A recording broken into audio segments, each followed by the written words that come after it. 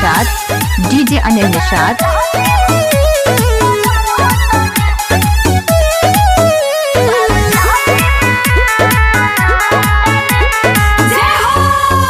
अरे दौरा सजाई कि लइका खेलाई कि करे जाई छठी घाट के सफाई। हमको तो कुछ नहीं की समझ में आवत। ए प्रिय सुना, खेलाई दौरा सजाई कि लइका खेलाई कि करे जाई छठी घाट के सफाई।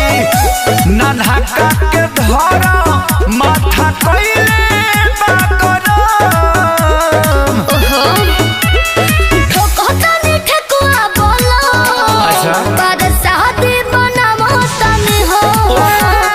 ठोकता ने ठेकुआ बोलो। खाना पर शादी बनावता ने हो।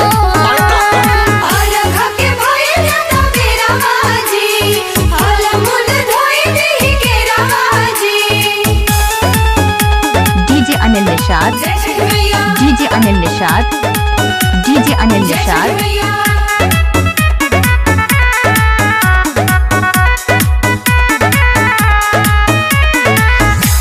उखिया लिया दिहनी हाँ फल फल हार हो।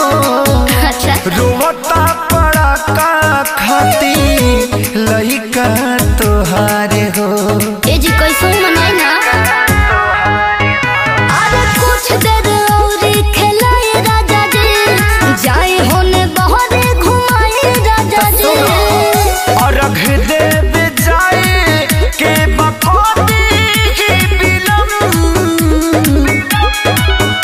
अरे ठोकता ने ठेकुआ बोलो।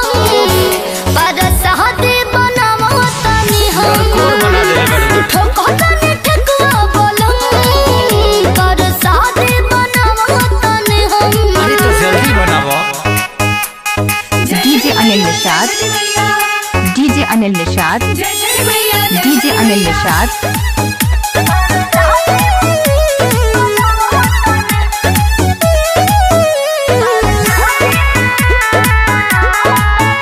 हाँ देखो न बरती सभे जाए लगल घाट पर। हाँ जी दौरा उठा के सोगे चलली अपना माथे पर।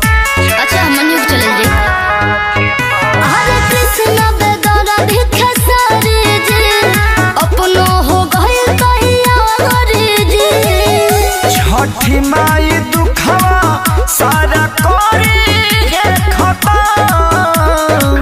ठीक बा ठोकता ने ठेकुआ बोलो। चलो और शादी बनावता ने हो। लेट हो जाई। ठोकता ने ठेकुआ बोलो।